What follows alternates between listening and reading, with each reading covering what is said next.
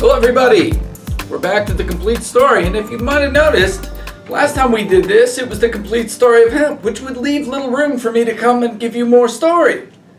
But how can a story ever be complete? It's never complete, and certainly if I'm in charge of stories, they never get ended. They just go on and on and on forever, because we always learn more, and we cannot help ourselves from doing anything other than learning more. So, in our new complete story, which can't be a complete story, but the second iteration of an eventual completeness that'll finish itself out somewhere with my grandchildren's age.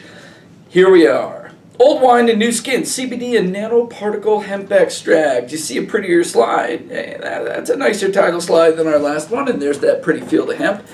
And we are going to talk, of course, about cannabidiol. We're going to talk about some pharmacokinetics of uptake that we have. We have great data on this CBD of ours that is taking the CBD world by storm.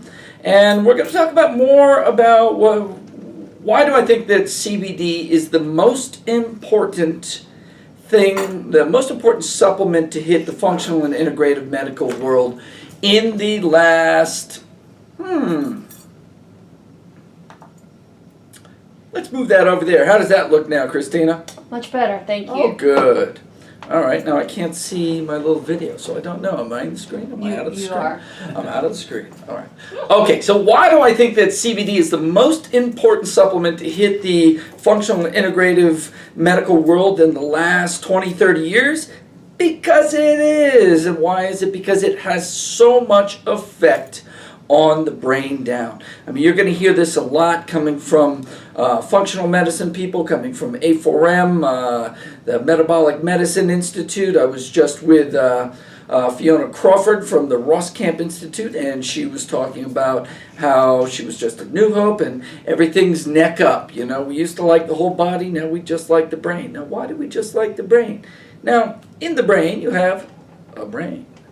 And when the brain is rattled, you have neuroinflammation. The key there to the rest of your body is that it disrupts the autonomic nervous system. When that neuroinflammation cascades down, you have disruption of the autonomics. Now, what happens when you have disruption of the autonomics? Now, if we were in Europe and we were studying German biological medicine or some of the biological medicine in France, they'd say, well, of course, the autonomic nervous system controls perfusion to the whole body, which means controlling blood flow to the different organs, to the different areas of the body, even skeletal muscle. And when there's disruption in the autonomics, there's disruption in regulation of breathing, regulation of heart, regulation of digestion, and there's disruption in perfusion. So you may be starving one of your organs unwittingly just by having a chronic neuroinflammatory process. And so what creates neuroinflammatory processes? Just about everything we're exposed to these days. So we've got mold toxins, we've got Lyme disease toxins, we've got dysbiotic toxins, we've got mercury, cadmium, arsenic, lead. You name it, if it has a neurological impact, it is probably mediated through glutamate receptors in the brain. When this happens, there's an explosion of free radical activity, peroxynitrite free radicals. We're going to look at a sort of downward spiral between the microglia in the brain and the glutamate receptors in the neurons and how they get this self-perpetuating cycle of neurotoxicity. Well, that's a little bummer if we initiate this fire in the brain and it won't stop. But what is not a bummer is that CBD is able to damp that, is able to step on that cycle and stop it. So, what are we going to talk about today? Well, let's start by reviewing the endocannabinoid system and what that is and which are the endocannabinoids. Endo means inside, meaning yes, we have cannabinoid receptors and cannabinoids that we make in our body. Then we'll talk just briefly about the phytocannabinoids, THC versus CBD, and then we will focus in on our subject here, which is CBD in that delicious nanoemulsion. So we're going to take you through a tour of liposomes and lipid nanoparticles, and in particular the quicksilver delivery systems. One of the problems that I've run into of late is that there's all these companies out there making claims about their liposomal products. One manufacturer in particular likes to make a lot of claims in comparison to ours, and he does a great job of co-opting my language and talking about size and saying basically, oh look, ours are smaller than Quicksilver's and they cost less. Well, it's not true, so we're going to lead you through a little exercise in how to visually distinguish size and quality in liposomes and lipid nanoparticles. Then, of course, we'll show you the pharmacokinetic data of the nanoemulsion hemp extract. Here it says liposomal, but I'll also tell you how do you distinguish a liposome from a nanoemulsion. And then we're going to talk about the applications of hemp extract and cannabidiol to functional medicine. The two main areas, neuroinflammation, blocking neuroinflammation, and gene transcription. We're going to see which genes go up, which genes go down, because CBD has an immense effect on gene expression in the body. So here's a slide from my friend Martha Montemayor. I'm going to go down and talk at her forum in about an hour and a half. Let's hope I have the energy to do that. I have Nanomojo though. So, endogenous cannabinoid system. Endogenous means inside. It means it's made within the body. And cannabinoid receptors have been part of the body for millions of years. It's very interesting looking at the evolution of cannabinoid receptors. In fact, I had a slide in my autism talk, and I forgot to bring it over to this one, looking at the evolution of cannabinoid receptors, and it was millions and millions of years ago. It's really impressive. The cannabinoid system and signaling in the body has been part of multicelled organisms for millions of years. And the endocannabinoid system, as it's evolving and we're learning about it, we're finding that it's kind of this glue, this neuroendoimmune glue. What does that mean? So there's different neurochemicals in your brain. You've got the hormone structures and the immune structures. So in there is the endocannabinoid system, just kind of gluing all of these different things together so they don't get out of control. So you'll see when chronic disease, you'll see your hormones are getting flipped over, your immune system's getting flipped over. I talk a lot about TH1, TH2 processes where TH1 is going down and you're allowing infection to run loose in your body, while TH2 is going up and you're rejecting all the foods. So the endocannabinoid system seems to be part of holding all that in its proper perspective. So the two receptors that are there, you got the CB1 receptors, which are predominantly a central nervous system function, and the CB2 receptors, which are in the peripheral organs, especially in the immune system. So yes, you do make cannabis by itself. Here's some of the nice slides you can find on the web. This is from the humansolution.org, where they're showing you the CB1 and CB2 receptors. You'll see in the diagram of the man, the light colors there are where the CB1 receptors are through the central nervous system. And then the CB2 receptors are throughout, you'll see a bunch around the thymus gland, moving down through the lymphatics, and some there in the central organisms, or in the central organisms. Organs! That's the one. Okay, so CB1 responds to THC, and it responds to the endocannabinoids, which we'll look at next. CBN they have there listed as a key going into the CB2 receptors, into the more immune-based CB2 receptors, and you'll notice that the cannabidiol there, the CBD key, is black. It doesn't technically fit into either the CB1 or the CB2. Now, Joe Cohen, when he was speaking at A4M, brought up that there is recent evidence that it does actually tag the receptors, but it's a very weak agonist. That is not primarily its role. Its role is more on controlling where endocannabinoids and exogenous cannabinoids like THC and CBD, where they go, how they hit the different receptors.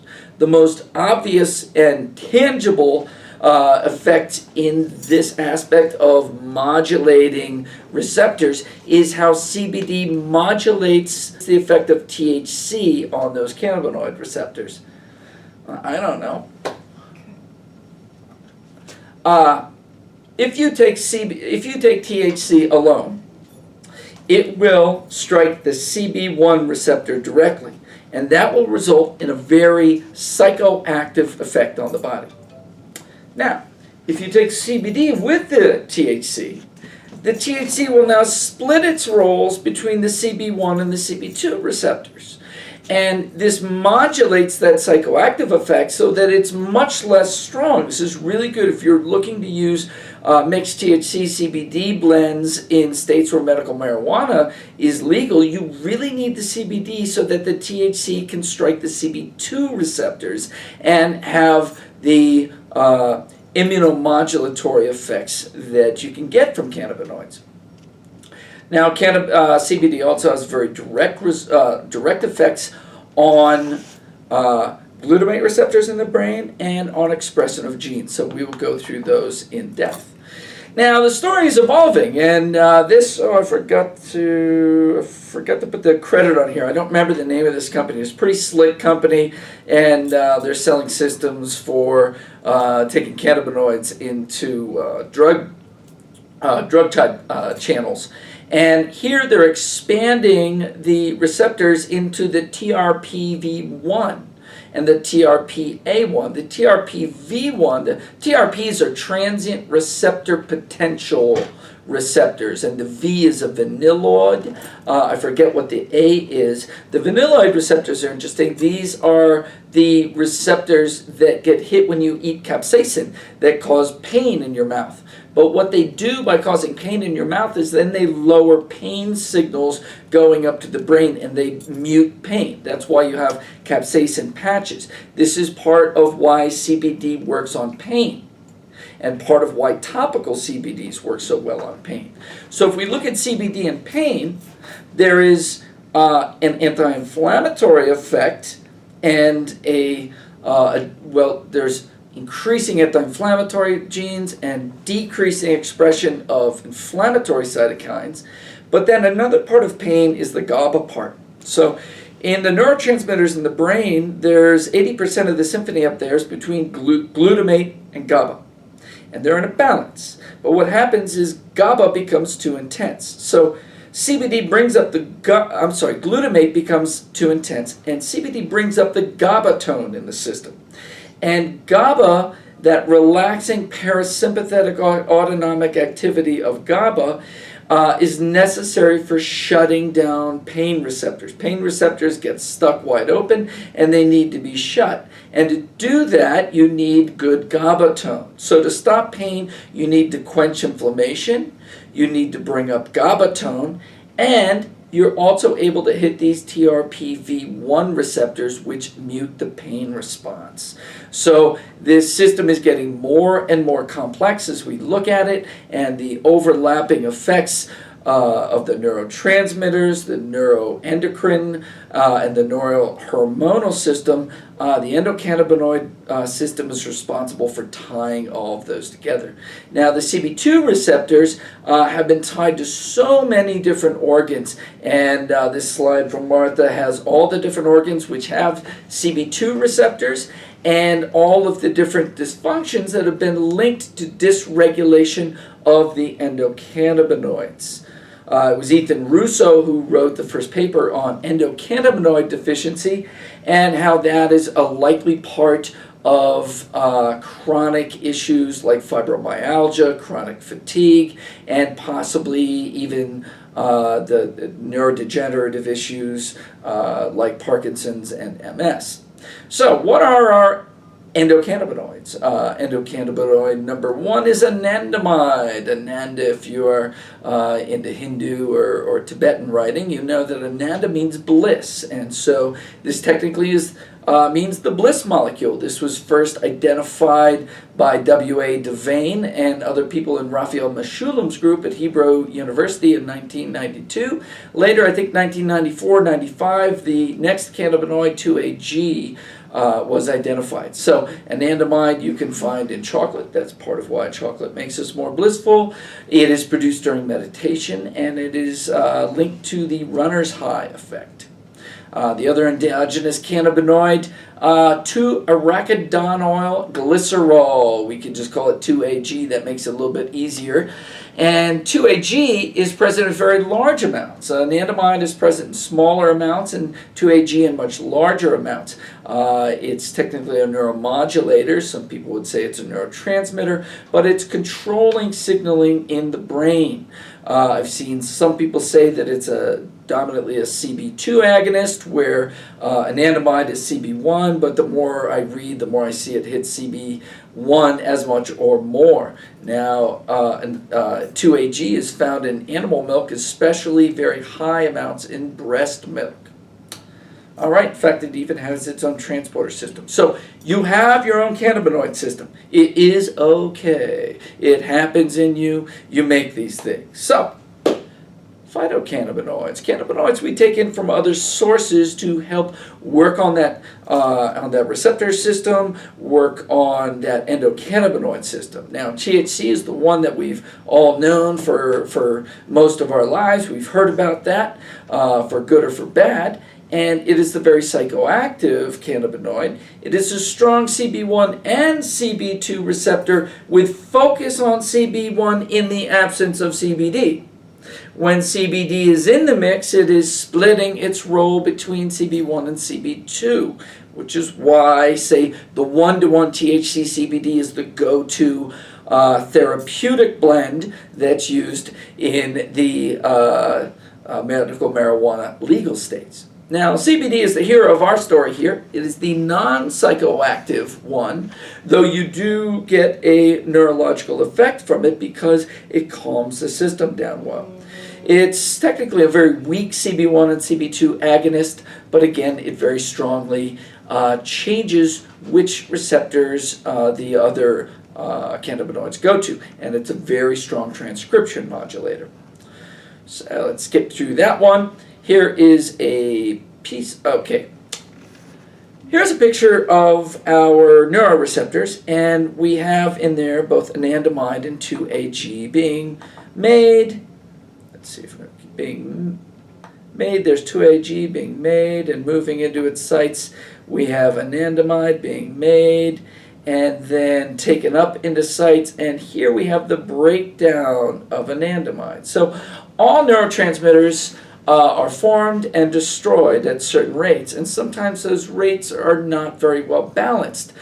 So in the story of endocannabinoid deficiency, with anandamide, there's a rapid breakdown of the anandamide by the FAH, the FAAH, it's fatty acid hydrolase, I think.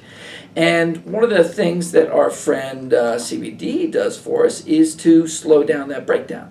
And in the case of 2-arachidinyl glycerol, the CBD is able to increase synthesis. So CBD is enhancing endocannabinoid tone by 1, increasing synthesis of 2-arachidinyl glyceride, and 2, by blocking the FAH enzyme from breaking down anandamide. So that's allowing a pooling up of anandamide and an increase in the synthesis of 2-arachidinyl glycerol. So it's important for you to see that there are an immediate effect of CBD, which you'll feel if you take a lot of CBD, you feel your system just let down. If you have anxiety, you really feel it. The more like hyper anxious your system is, the more you'll feel that calming. So there's an immediate effect on the glutamate receptors, but then there's a long-term effect by building up and lubricating your own endocannabinoid system, and that is going to result long-term in more integrity to this neuroendo immune system. All right, so let's talk now about liposomes and lipid nanoparticles. So, liposomes, you hear me talk about them a lot. I have some pretty new slides for you. And so phosphatidylcholine is the core to making liposomes or liposomes. And here you have a picture of phosphatidylcholine. You see it's got its fatty acid tail here, and up at the top it has a water-soluble head. These arrange into what are called bilayer sheets, and really they're not straight like that, they're rounded, and they complete themselves into vesicles that look just like this. Notice that this looks just like a cell. So it's got a bilayer spherical membrane.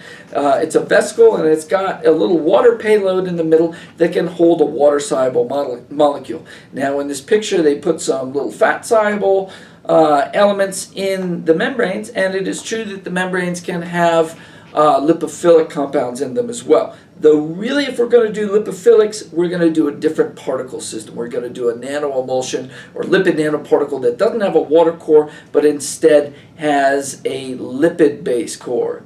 And of course, when you hear me talk about these things, you'll hear me talk about how the delivery vehicle itself, the liposome or the emulsion, is bringing in phospholipids into the system that can then be part of building membranes and membrane-like structures like the endoplasmic reticulum. And that's a big part of the activity or the therapeutic activity of all these products that we make.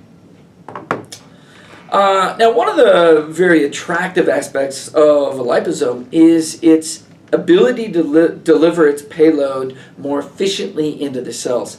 And you'll see lots of, if you Google liposome cell interactions, you'll see a lot of pictures like this where the liposome's membranes fuse with the cell membranes, and you have this delivery either by an endocytosis or a pinocytosis, some sort of vesicular bringing the liposome into the cell, or just fusing with the outside of the membrane, and you're able to get a more advanced delivery into the cell. So that's one of the things that we like about it. Now, when we take oral liposomes or nanoemulsions, we're getting them to absorb beginning right in the oral cavity, and then as they go down through the GI tract, rapidly absorbing into circulation. Some of these are rupturing as they go into circulation, and you have the raw compounds moving through the blood, and some of the particles are going to be delivered intact, and they'll find their targets throughout the body. Now, what's important, I want to make you guys experts in these kind of lipid nanoparticles like liposomes. I want you to understand size, and I want you to be able to visually recognize different sizes. So one of the easiest ways to categorize liposomes is through their size.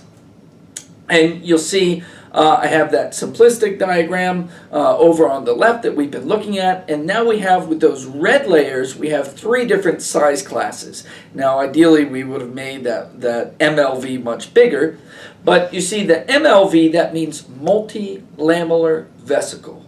A lamella is a layer or a leaf. And so you have multiple layers. This happens when you first mix the phospholipids and other surfactants into the water. You get these multiple layer structures that are from 300 to 5,000 nanometers in size. They're very unstable, and it consists of bilayer water, bilayer water, bilayer water. They're way too fast for a rapid uptake. You will get some increase in GI absorption just by all those phospholipids starting to open up the permeability of the GI tract. But really we want to get down to the SUV, not the sport utility vehicle, but the small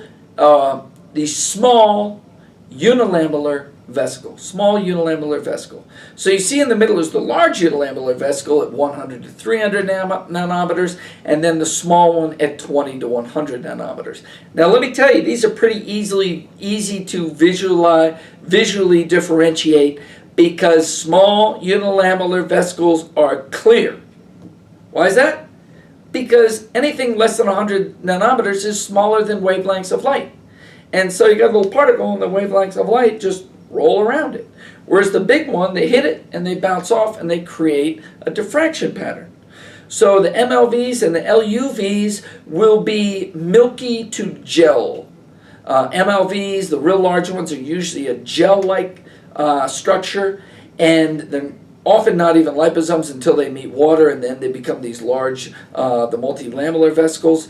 The large unilamellar vesicles look like milk, and the small unilamellar vesicles are clear.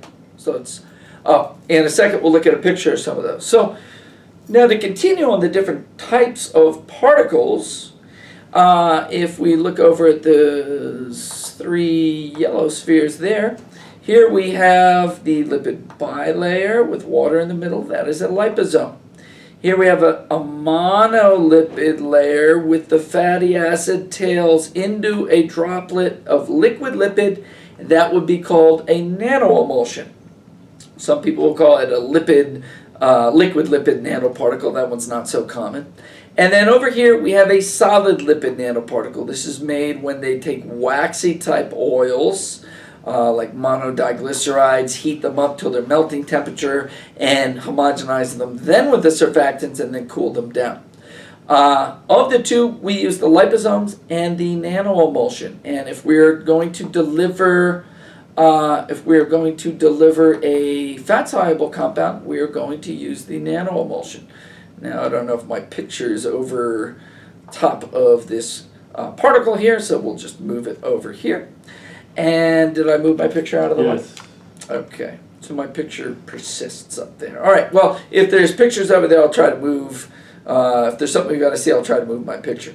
So up on the top is a more realistic diagram of how we do a really good nanoemulsion. We'll use at least 2 different types of surfactants, often some different essential oils or carrier oils in there along with the phosphatidylcholine. We often use TPGS, tocopherol polyethylene glycol succinate is the best of the co-surfactants for doing this. And there you've got the hydrophobic phase in the center, and that's where the cannabinoids would be. And you've got the phospholipids and other surfactants on the outside stabilizing that little nano drop of oil. Oops. Okay, so here's the key to the whole thing. Size. Small size penetrates fast. So this is a study done with CACO2 cells. These are an intestinal model cell, and they're used as a model for GI uptake. And they used a compound that would not go into the cells normally unless it was in a liposome. And they took discrete sizes of liposomes. You see 236, 168, 97, 79, 64, and 50 nanometers in these different treatments. And the black bars are a 15-minute incubation with the fluorescent molecule in the liposome. And the white bars are a 60-minute incubation. Taller the bar, more gets in. You'll notice more gets in after 60 minutes than after 15 minutes. But the 15 minutes are a good model for us. We can see that without a liposome, you get nothing into the cell. At 236 nanometers, which would be a large unilamellar vesicle, those look like milk. That is the smallest end of all the other nutraceutical liposomes out there, except for Redisorb, they're around 150, 170. So at 236, you just get a little blip in there. Now drop down to 97 nanometers and you have a 9-fold increase in uptake. Go to 64 and you have a 34-fold increase in uptake rate. 34-fold. You go to 50, you're at 40 nanometers. That's as small as they went. Now nanoemulsions with some of the lipid solubles are even smaller. They can be down to 20 nanometers. So everything that we make at Quicksilver Scientific is in this 50 to 80 range, really. There might be something in the 97 range, but most is in the 50, actually in the 20 to 80 range. And each compound that we make, each product we make is slightly different sizing, slightly different particle to accommodate the compounds that we're trying to put in there. This is an art. It has to be done correctly so that each one of these products is stable. Now, what do I mean by stable? Let's take a look at what stable is and what not stable is. All right, that'll be in the next slide. We'll look at the different ones. But in the Quicksilver delivery system, and there's the mark up top of the Quicksilver delivery system, you'll see that on various bottles. Here's it on our bottles, distinguishing it as Quicksilver delivery system. But it's a Quicksilver product, so you probably figure it's Quicksilver delivery system. But if you were to look at somebody else's product that we make, you'll find Quicksilver delivery systems, and that will be a mark of trust for you. And if you don't like the product, come and yell at us, and we'll give you a new one. Should I have said that? Yes. Phones are ringing. No. Everybody's going to be happy, so that's why I said that. So All these things are sized 100 nanometers and below. As far as I know, everything that we make right now is between 20 and 80 nanometers. We're using the highest possible grades of ingredients. Each different particle is tuned with component ratios to match the compound that's in it. When I show you some of these other products that are sort of pretending to be what ours are, you just see visually that they weren't able to do it. You got to get the ratios all perfect. So, especially when you get to glutathione, highly stable, low degradation products. Glutathione is a great way to measure the quality of a system. You just open it up, look at it, and smell it. It should not smell like hydrogen sulfide. That is a breakdown product of the glutathione. And it should be looking the same all the way through. Here is a great example of that. Here is the quicksilver glutathione over on the left side. You see that picture of it in a centrifuge tube. We put it in the tube and put it in a centrifuge.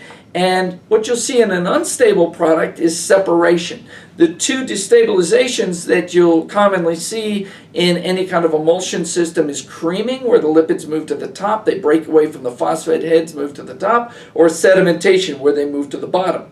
You'll also see aggregation, where small particles come together into big ones, but you'll mostly see that when you look at a laser sizer.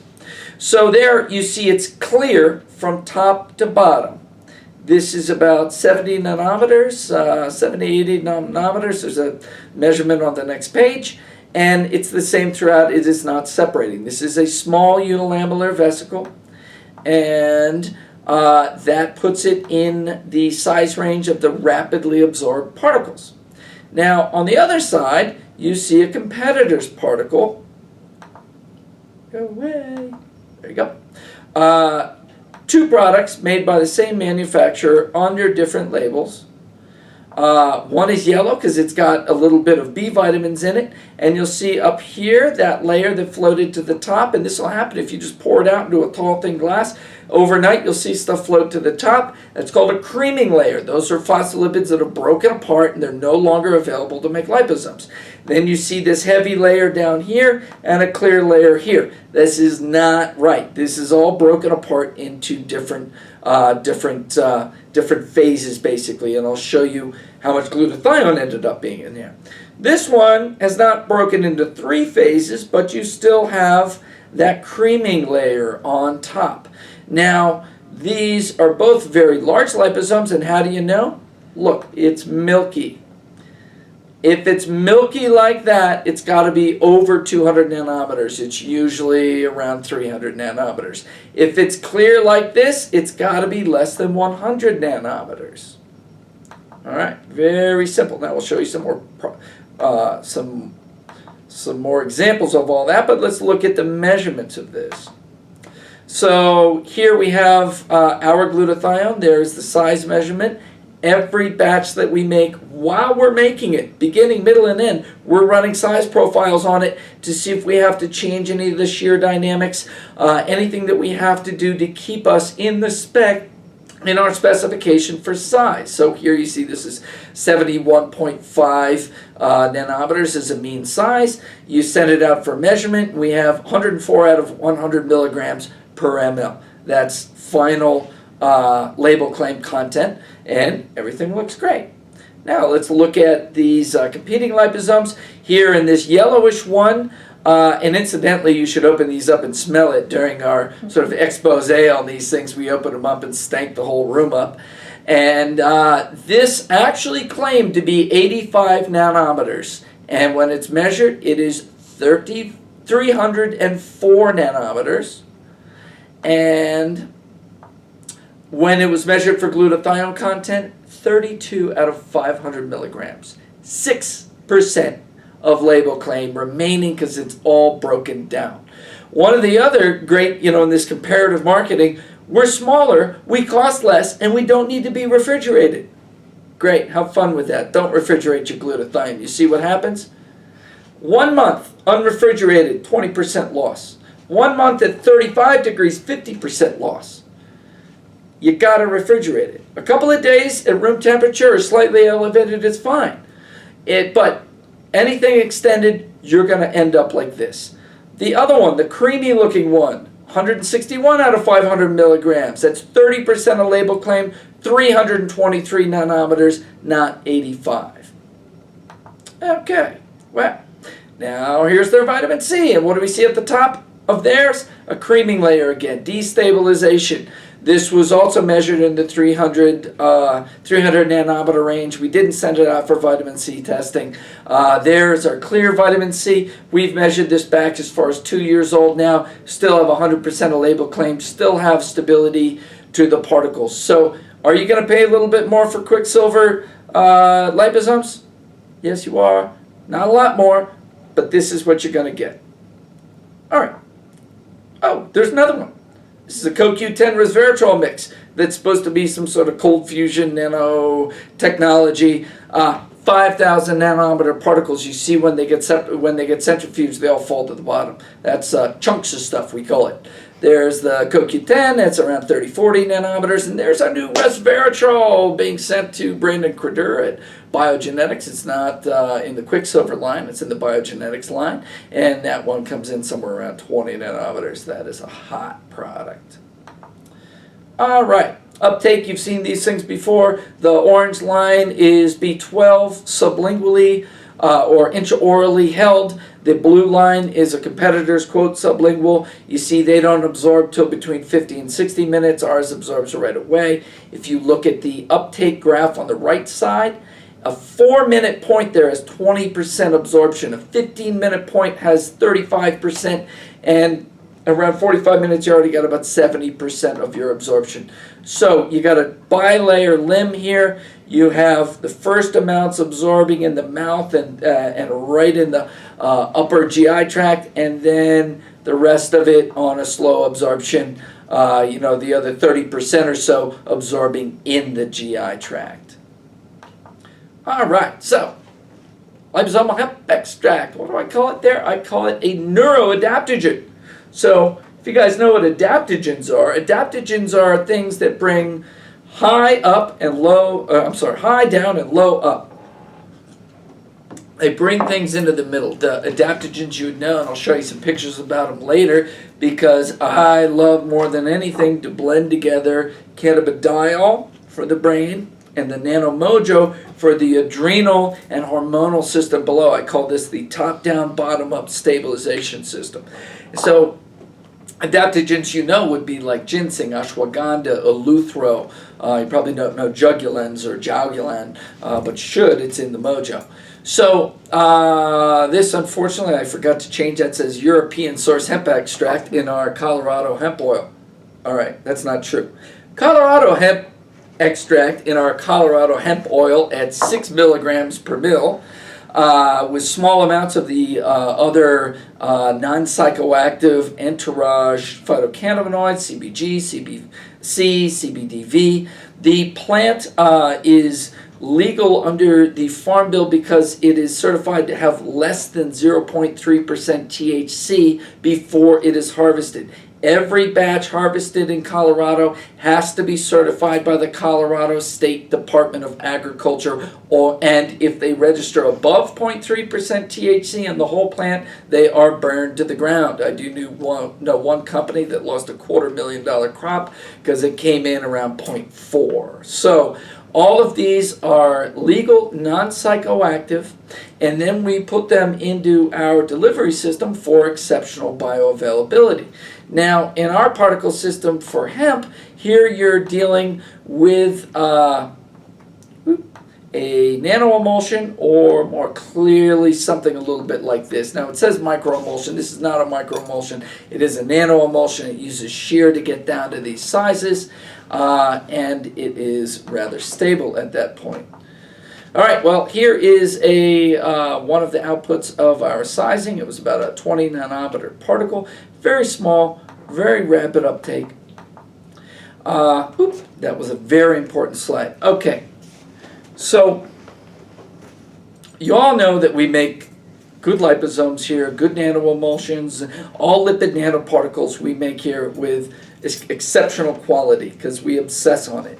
Now, you're going to see a lot of liposomal CBDs, liposomal hemp extracts, and the worst of them all, liposomal hemp oil.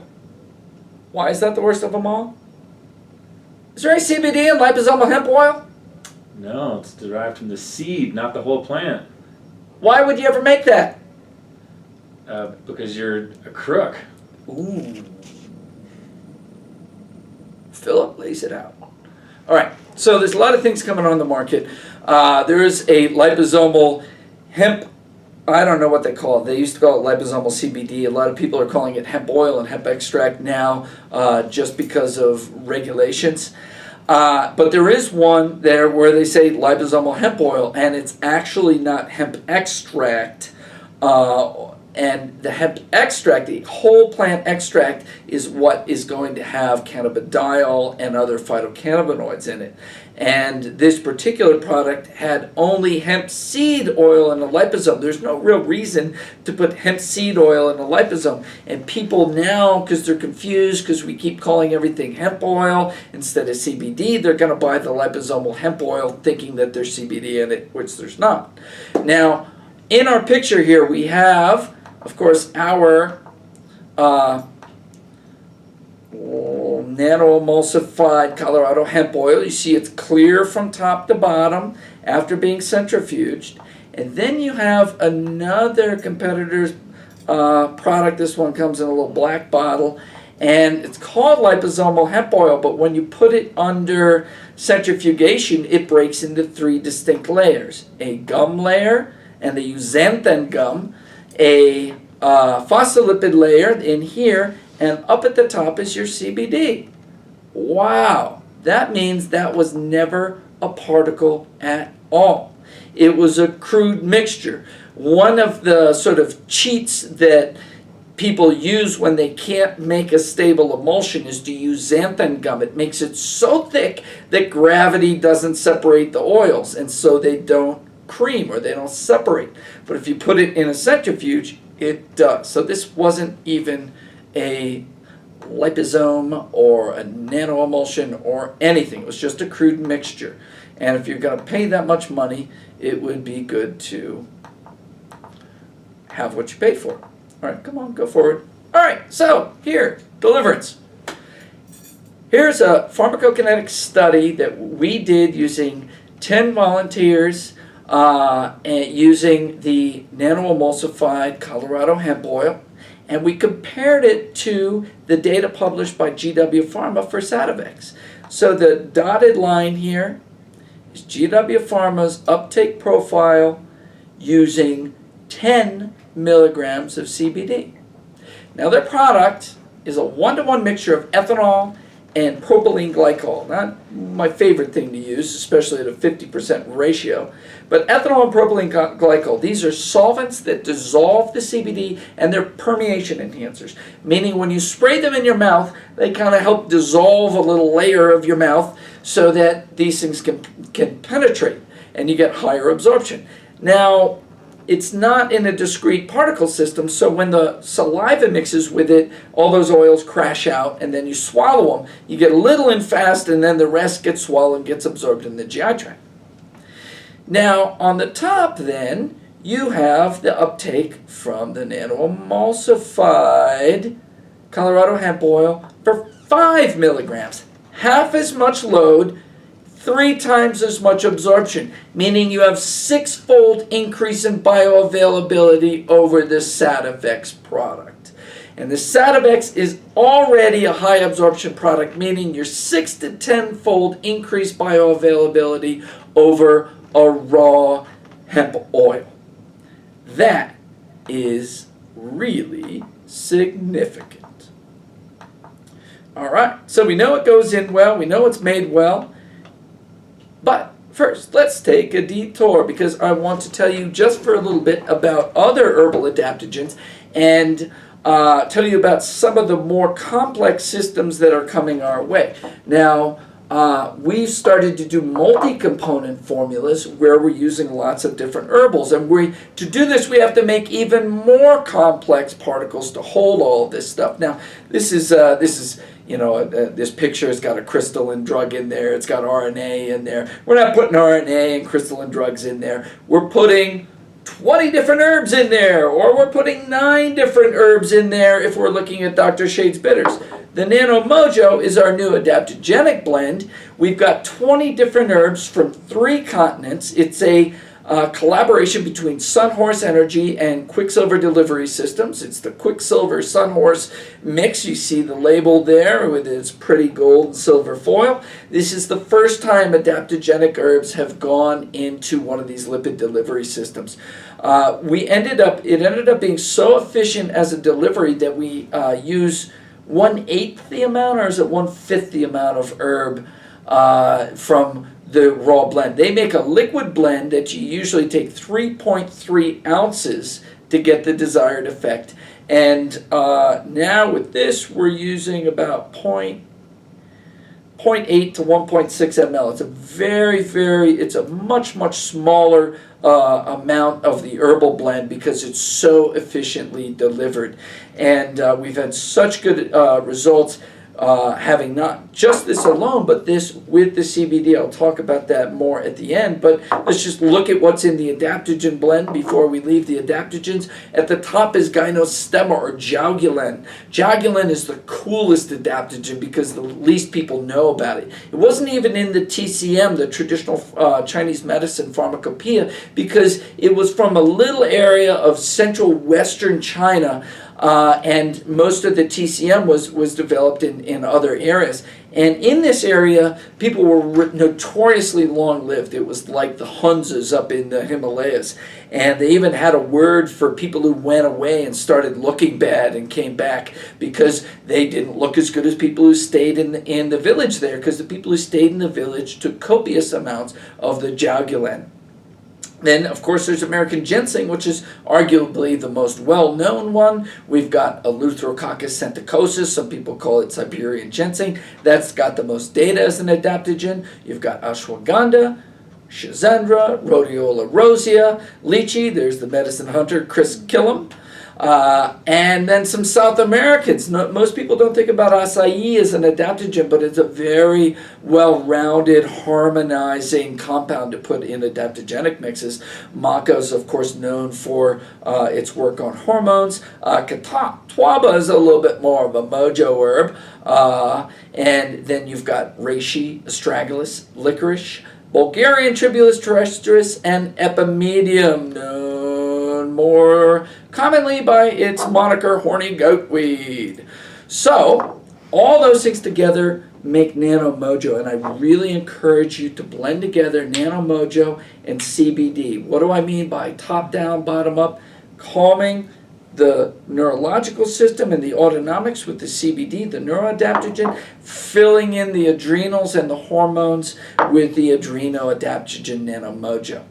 All right, so now let's talk about how CBD works in the body and why I think that this is the most important addition to functional medicine in the last couple of decades.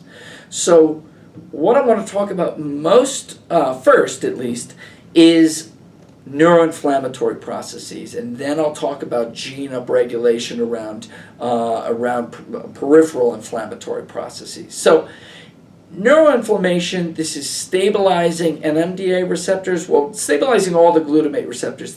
That's the NMDA receptors, the kainate receptors, and I forgot the name of the third glutamate receptor. But all of them are targets for neurotoxic processes and neuroimmunological inflammatory processes. The immune system is not supposed to turn up inflammation in the brain, but often it does, and this is a neuroinflammatory cascade, and it invokes the glutamate receptor, and we're going to watch how CBD is able to block this cascade at several different areas. Now, part of its anti-inflammatory effect is its downregulation on nuclear factor kappa beta, or NFKB, and at the same time it's turning down that, and it's turning down a number of other pro-inflammatory cytokines. It's upregulating our typical hero, NRF2. That's the one that we want to invoke when we're doing detoxification or neuroprotective work. So this becomes a huge basis for a neurodetox. Oh, I forgot to put it in there, by combining it either with the Nano Mojo or with PC, which we use a lot, activated B complex, glutathione. These are all great things for stabilizing brain activity. So let's talk about neuroinflammation. I got rid of the weird picture of the screaming woman, and I've gone to a burning brain. I think a burning brain is a fine image here. It's better. All right, so neuroinflammation. neuroinflammation. What is neuroinflammation? What lights that brain on fire? And so this is an immune activation where astrocytes are infiltrating, getting too much activity across the blood-brain barrier, activating the microglia.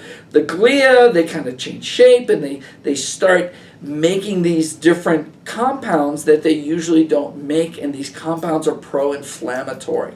So what are these immune activators? Well, Lyme disease and co-infections. Viruses are really good, and they're starting to find a lot with Alzheimer's. There's a lot of underground viral activity. Underground meaning it's not so active that the doctors would normally see it. It's like a smoldering fire underneath.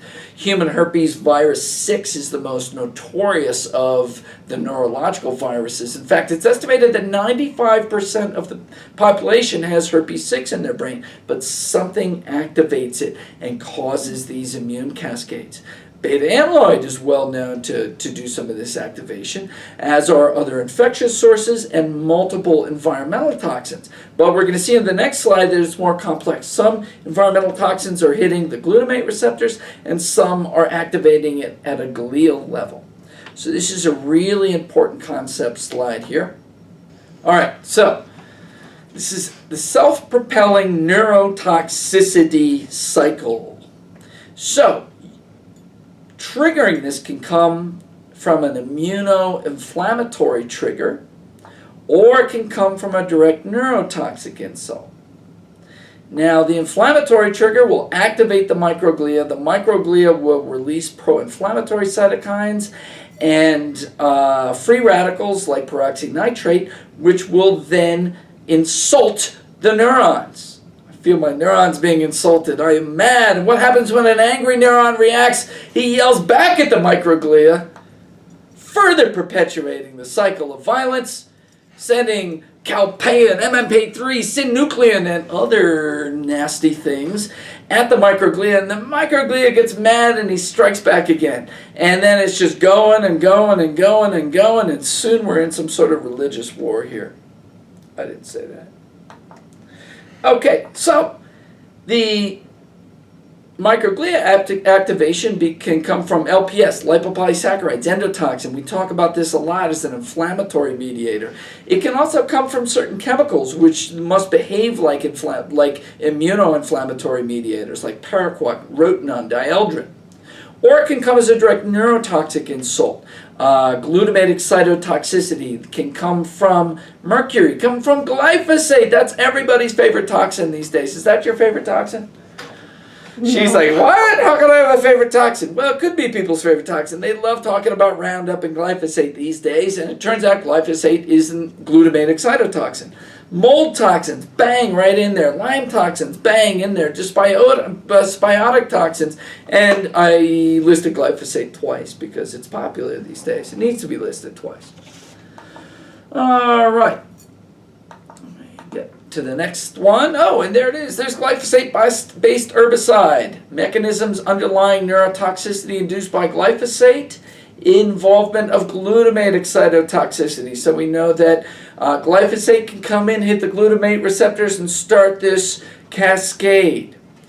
Now, how can CBD help us? Here we have a great paper. Cannabidiol in vivo blunts beta amyloid-induced neuroinflammation by suppressing IL-1B and INOS expression. Those are pro-inflammatory cytokines released by the microglia. So they stop the angle, boom, right where that circle is. Here we have decreased glial reactivity can be involved in the antipsychotic-like effect of cannabidiol. Here, stabilizing microglia, stopping the release of the pro-inflammatory cytokines. Incidentally, if you're looking at something, I forget the name of the psychosis, but THC is a little pro-psychotic, and CBD is antipsychotic. So in the cases of schizophrenia, THC exacerbates schizophrenia, where CBD is known to blunt the effects of schizophrenia. So very interesting how those two work together or work against one another. Here we have neuroprotective antioxidants from marijuana affecting the NMDA receptor, CBD and THC both stabilizing the NMDA receptor. mechanism. Oh, that was glyphosate again. Look, I got to show it again. But since those are acting at an NMDA receptor or glutamate receptor level, we know that the CBD will be stabilizing the neuroreceptors there, the glutamate receptors there. In fact, when we really came to understand this the most was when we started traveling around to a lot of conferences, and you go to conferences in moldy areas. San Diego was one, and bar none, above all, was the Diplomat Hotel in Hollywood, Florida, A4M in the fall. We went there. The Diplomat, people like going to the Diplomat because most of the hotel opens up on the ocean, and you have this, going out of your hotel room, you've got this balcony, and you look out on the ocean. Well, they closed all of those up to redo all of the waterproofing on the outside, because obviously they were getting a lot of water in because the whole hotel was filled with mold, and they just sealed the damn thing shut. Never in my life have I seen so many glazed-eyed doctors looking cross-eyed coming up to me and being like, what do you have? I'm like, don't you know me? Chris, like we know each other. And they're like, and so we give them CBD, and all of a sudden, whoosh, the clouds part, and they're like, my God, how did I get here? It was really that bad. Maybe not quite that bad, but it was really bad. Christina, was it bad? It's really bad. It was really bad. We call it neurochaos. And then in these places, they got massive EMF because they're broadcasting wireless all over the place. They've got all these HVAC systems going. There's stuff all over the place. And as soon as you start getting that neuroinflammatory cascade from all those mold toxins, then all that EMF starts working on you, and everybody was just a disaster. It's really hard to get through those days. And CBD was absolutely required before we could have a reasonable conversation with people. It was required before you could do any kinesiology testing on them. It was required before any of the other supplements worked on them. It was a prerequisite before anything could go on.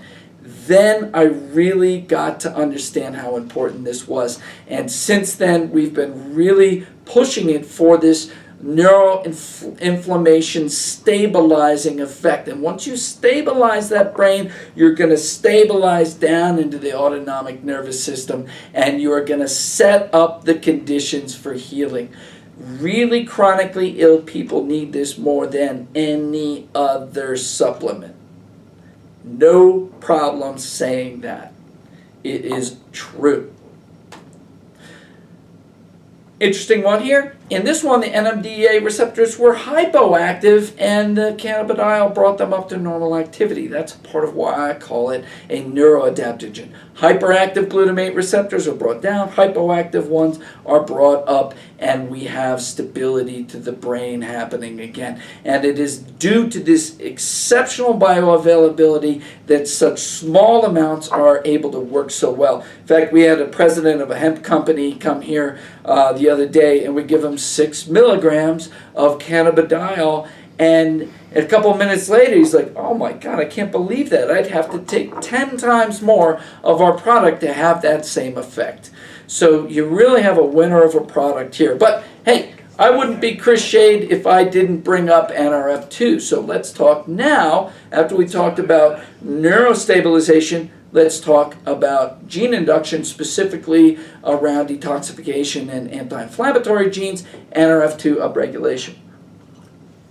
At the bottom, you have a graph from mutation research I use all the time.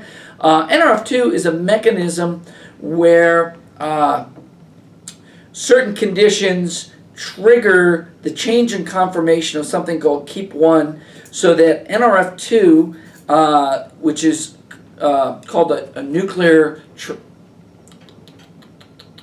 nuclear transcription element, something like that. It'll come to me a little bit later.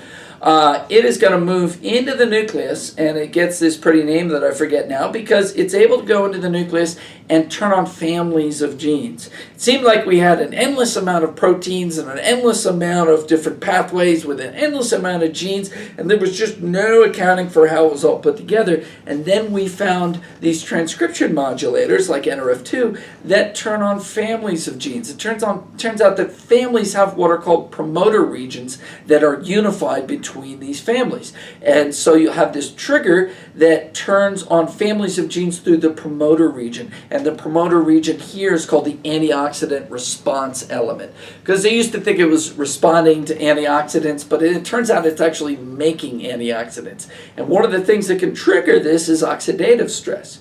But a lot of different plant-based compounds trigger upregulation of NRF2. And these are the things that we think of for detoxification. Things like the compounds from the crucifers, like sulforaphane and allyl isothiocyanate and other isothiocyanates like that, allicin and diallyl sulfide from garlic and alliums, and things like epigallocatechin from green tea extract, ellagic acid from pomegranate extract. All of these are inducers of NRF2, the one we use in our detox the most, besides harataki polyphenols, would be lipoic acid. That's where it's acting. It's upregulating expression of all of your detoxification genes. And so, when you go online, you start reading about cannabidiol, you found cannabidiol protects liver from binge alcohol-induced steatosis by inhibiting oxidative stress. Well, how does it do that? That's through upregulating NRF2. Here's another one on alcohol protection, neuroprotection. And then do that by upregulating your protective mechanisms, all the detox mechanisms. Now, here's one of my favorite papers. Differential transcription profiles mediated by exposure to cannabinoids, cannabidiol, and delta-9 tetrahydrocannabinol in BV2 microglial cells. Microglial cells are brain cells. So what's happening in the brain when you're exposed to CBD or THC? Turns out very different things. CBD is much broader in its effect on a transcriptional level. What does transcription mean? So transcription of a book would mean I got the book, I read it, and I write it down. Transcription in a biological context is the book is the DNA and the RNA write down the program and they take it to the ribosomes to make proteins. It's transcription of coding for proteins, bringing information into action. Oh, that sounds cool, doesn't it? Sounds like a slogan here. We're bringing information into action. So, glutathione, the hero of our normal lectures, is strongly upregulated by this, as are all the NRF2 things. So, here, this is really important. Let's just look at the top line. This really shows it all. This is the number of genes upregulated or downregulated by exposure to CBD or THC. So, downregulated. 517 genes downregulated by CBD versus only 29 by THC. 658 genes upregulated by CBD versus only 36 for THC. So THC is an actor on the receptor system. Like the endocannabinoids, it's hitting the same receptors. CBD is modulating not just where that goes into what receptors, but it's turning on a whole host of biochemistry around it to frame the action of the cannabinoids. Glutathione genes is not like you would know what the GCLM and the GP2 are, but the top ones there are for synthesis of glutathione. You see them 3 to 5-fold upregulated. Then you have a couple, the glutathionase transferase is the thing that links glutathione onto a toxin so that you can move it out of the body. You see strong upregulation there. And a couple more at the bottom for synthesis of glutathione. So the glutathione system is being picked up by CBD, not by THC. And then these are the things that downregulates. You're downregulating these CCLs. The CCLs are pro-inflammatory cytokines, or pro-inflammatory signalers. It's important during inflammatory activities. If you have an infection, inflammation is important, but it's important to be controlled. Endotoxin, or lipopolysaccharide, is a very out-of-control inflammatory signal. You get it from E. coli. If you get E. coli poisoning, you get it from a number of different anaerobic infections that can get into you. Now, we can get that from leaky gut, or we can get that from urinary tract infections, some from nasal tract infections, and it will make it into circulation, and they trigger a very intense inflammatory response, and it's sometimes a very damaging inflammatory response. So when they're testing compounds to be able to blunt damaging inflammatory responses, they often use lipopolysaccharides because they always create a really damaging inflammation. And they found that when CBD is used to treat the organism and the cells before the lipopolysaccharide insult, there's much less damage. And they say at the end there, the effects of CBD on the STAT3 and SOX3, those are different gene cassettes involving exaggerated inflammation, could underlie the potential benefits of CBD in the treatment of neuroinflammatory diseases. So in the brain, CBD is controlling inflammatory processes. Incredibly important. When you see me lecture before, this is a good one to help frame how important it is to control inflammation. When I'm talking about mercury and other metals and detoxification, I talk about how concurrent inflammation with toxicity creates an exaggerated damage. So just look at the title here, concurrent inflammation as a determinant of susceptibility to toxicity from xenobiotic agents. Brilliant title. Concurrent inflammation, meaning inflammation with the toxic exposure at the same time, determines your susceptibility to the toxicity of that chemical. So when inflammation is high, the effect of the toxin is much greater, because when inflammation goes up, detoxification goes down. They go like that. You shut off detoxification in the face of high inflammation because you think, well, I better have this inflammation and I have to kill a lot of things with pro-oxidant activity, whereas detoxification is an antioxidant activity. So you need controls on that inflammatory process. And so in this paper, they have a time sequence here. Oop, wrong guy. They have a time sequence, and they have through time pulses of lipopolysaccharide or endotoxin going into circulation, creating times where you're more susceptible to toxicity. So a GI disturbance, remember I said leaky gut, letting lipopolysaccharides into the body. This is one of the great actions of CBD. It calms not just systemic inflammation, but GI inflammation. It's very good for healing the GI tract. So the GI disturbance is letting the lipopolysaccharides in. You've got all the mercury from the fish and the amalgams, and they hit together, and wham! It's a really destructive combination.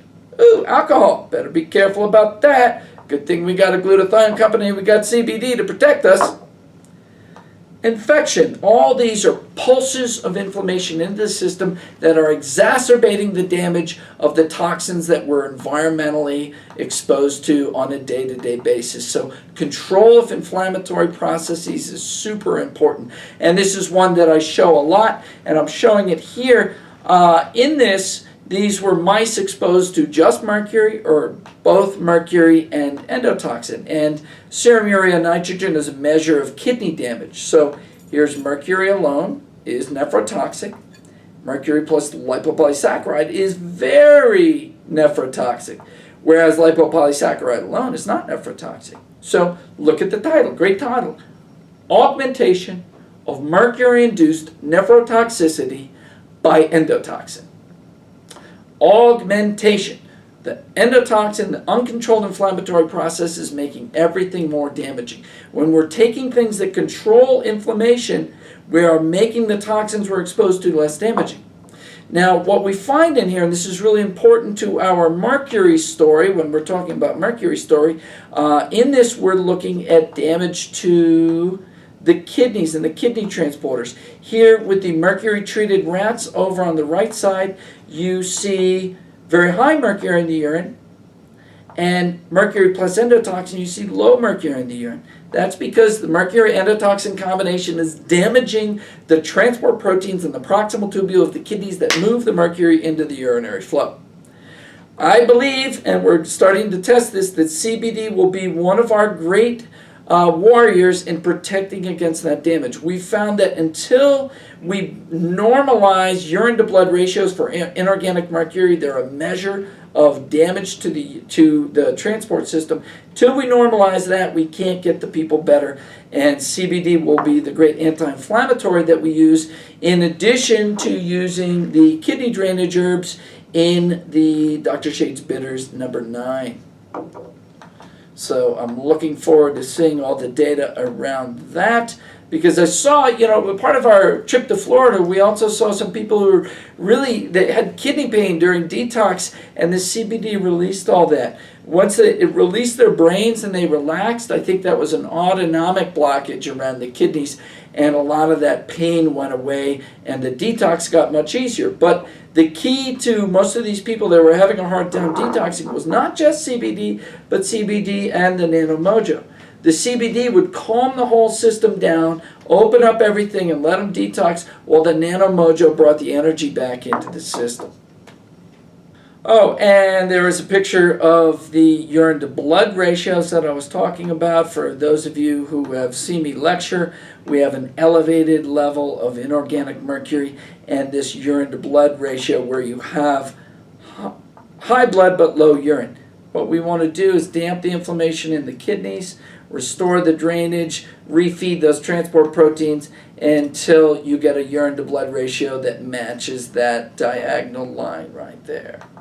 This is just upregulation of NRF2, my favorite target for gene upregulation.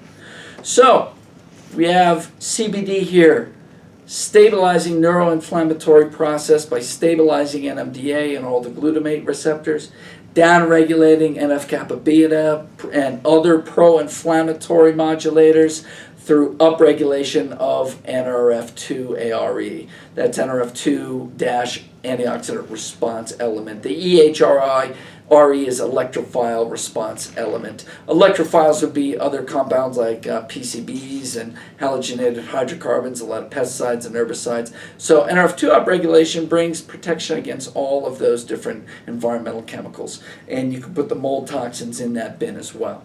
So this is a great basis for a neurodetox system. You can combine, as I've said multiple times, with the Nanoemulsified. In fact, we've used this in autism. I wanted to get together some of the responses I got from the mothers who are using this, but it was really legendary.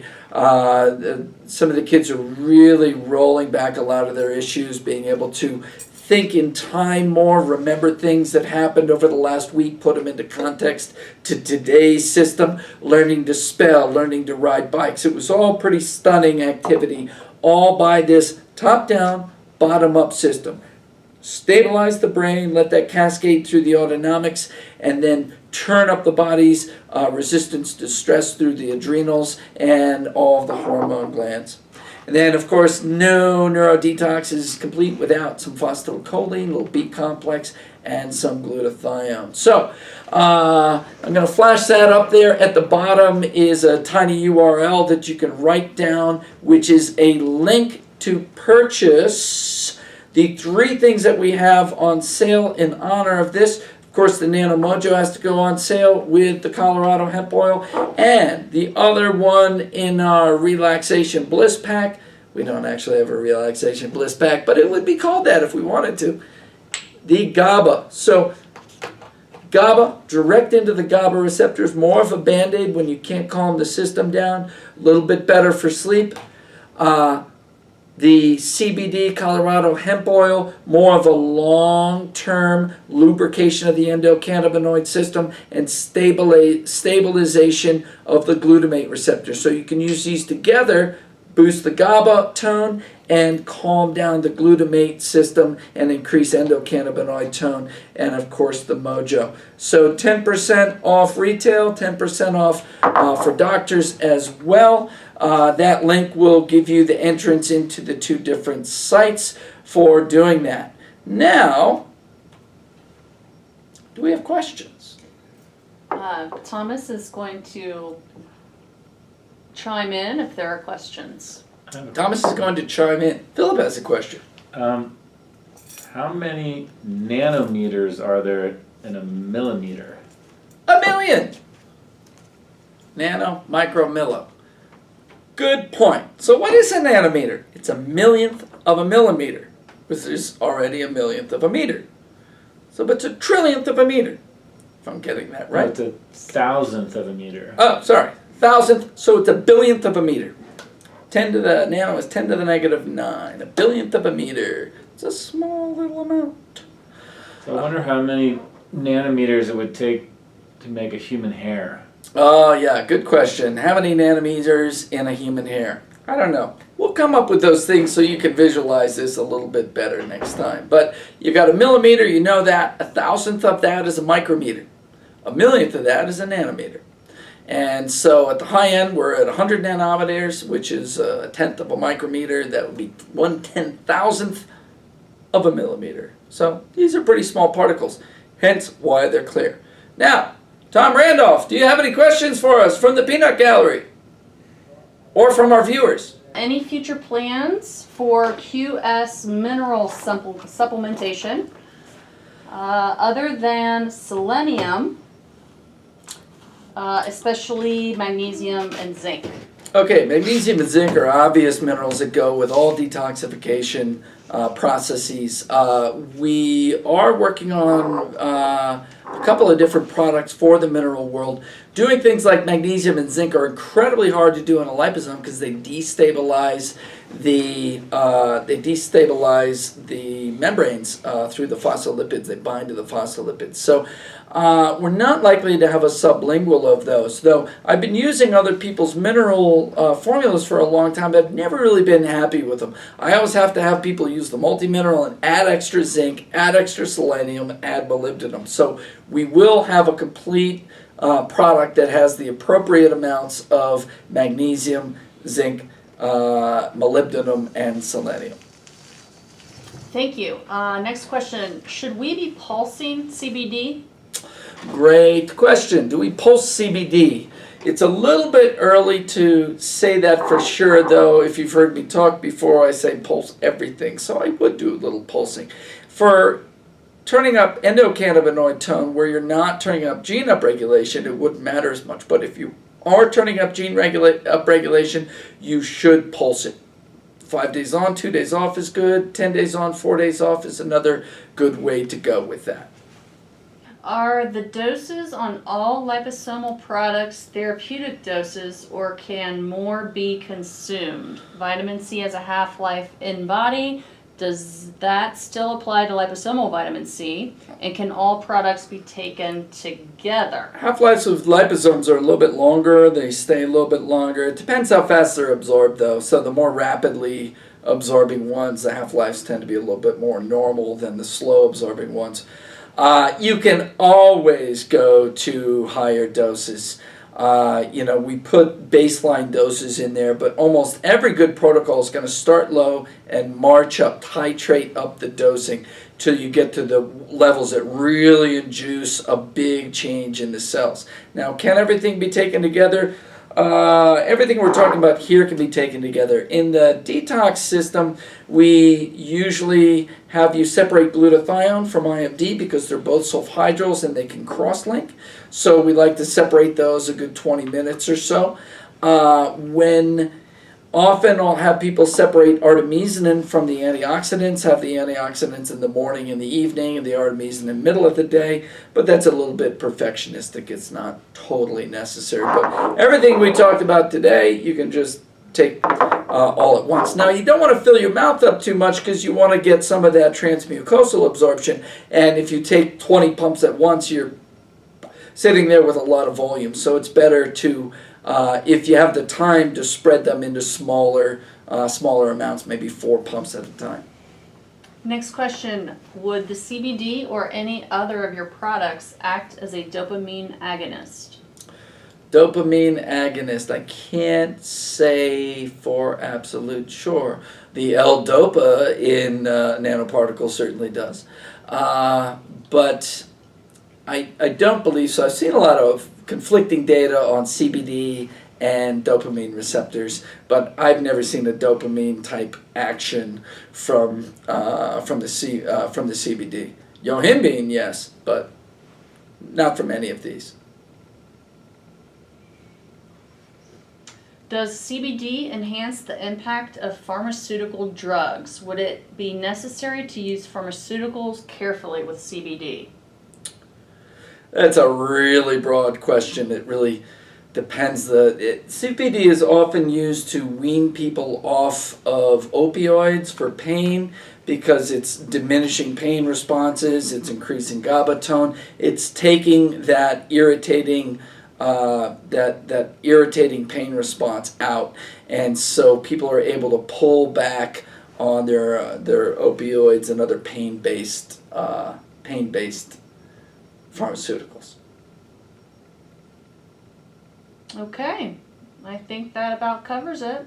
All right, for the first time ever, we are going to finish 5 minutes early. So thank you very much. You have your links there. We will, just to give you a little bit of heads up on what will be coming, we will have at least 2 more hemp extract based products. One will have other anti-inflammatories with it, like neuroprotective tocotrienol and boswellia. We possibly will have one out with some other neurotransmitters, like 5-HTP in it. And we also will have a THC-free one that will also be blended with tocotrienols and a couple other natural compounds to give it a more broad spectrum. But for people that worry about residual amounts of THC, the THC-free will be a good option. So thank you all very much. It's been great being here again. It's great talking to you. And we look forward to seeing you next time here on Quicksilver Scientific Webinar Series. Bye.